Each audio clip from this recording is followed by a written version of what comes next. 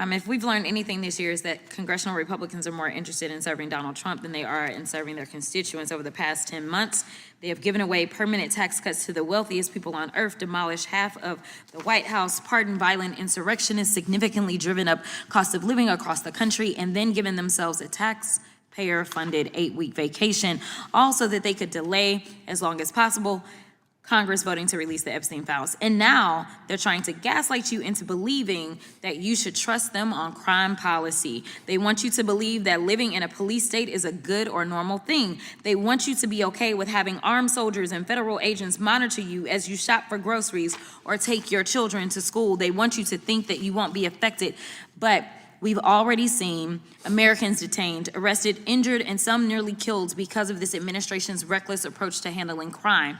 And they're doing all of this without acknowledging the fact that Republican-led states are experiencing a murder and crime and violent crime crisis, and they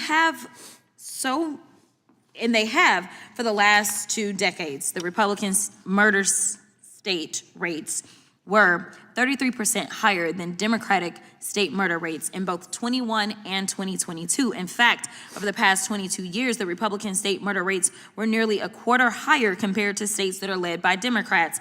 Even when you remove Democratic cities and counties from the Republican states' data, their murder rate is still nearly a quarter higher than states run by Democrats. Ms. Levine, how long have you studied crime?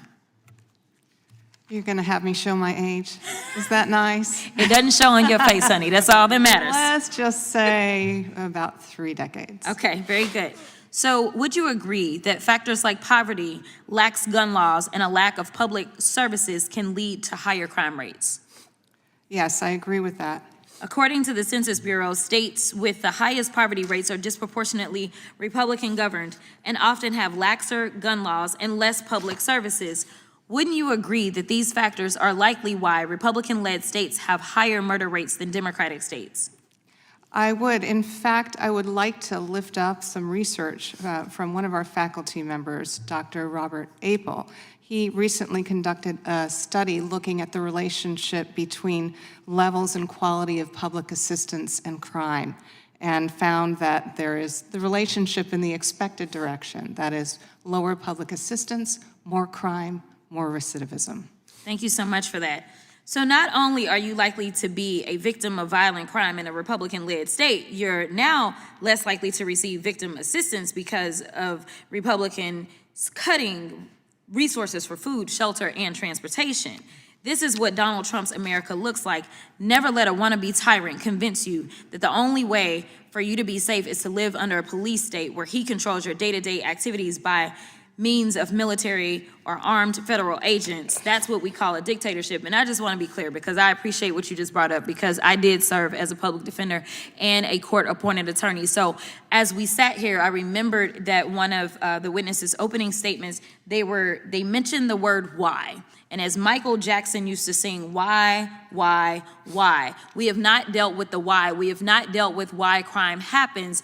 And if you understand the why, then maybe you can come to a conclusion. But as someone who has sat there with people that were too poor to be able to afford their own attorneys, I can tell you some whys. But what I am going to do is talk to you about why the idea that incarceration is the only thing that can fix anything, and the fact that we have 2 witnesses that are telling us that we need to go back to the '94 crime bill when we learned that all that did was drive up incarceration. It didn't drive down addiction, because addiction is actually an illness, but that's a whole other issue. And you can't incarcerate your way out of an illness, just like you can't incarcerate somebody that has cancer and believe that somehow they now will be cured. But I digress. What I will tell you is that we also know that the U.S. has the highest incarceration rate of any independent democracy on earth.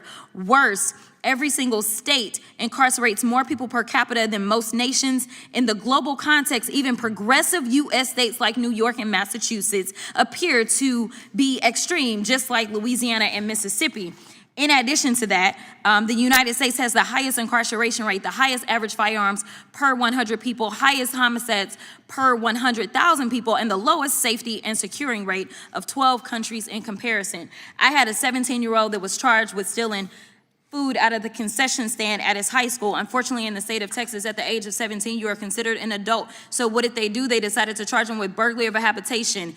He had an attorney that was not me, when he went through this. They put him on felony probation. Ultimately, they revoked his probation because he was too poor to show up to his actual probation officer, as his mom was the one who was required to take off work so that she could take him in. I'm gonna wrap up, but this is really important for people to understand. At the end of the day, they ended up giving my kid the maximum punishment for less than $20 worth of candy that he stole out of the concession stand. Ultimately, I told them that it was a mistake to send him to prison. When he went to prison, he learned how to be a criminal. That's where he learned how to cook meth. The next time that I saw him, it was because he had committed a real crime. Ultimately, all that did was harm our communities. And I will be clear, this was a poor young man, but he was not black. So, and this was in rural Texas. Time has this expired. was East Texas. Time so has I want to expired. be smart about what we do with crime, and I want to make sure that Time we has are putting our expired. money in smart places. Thank you so much for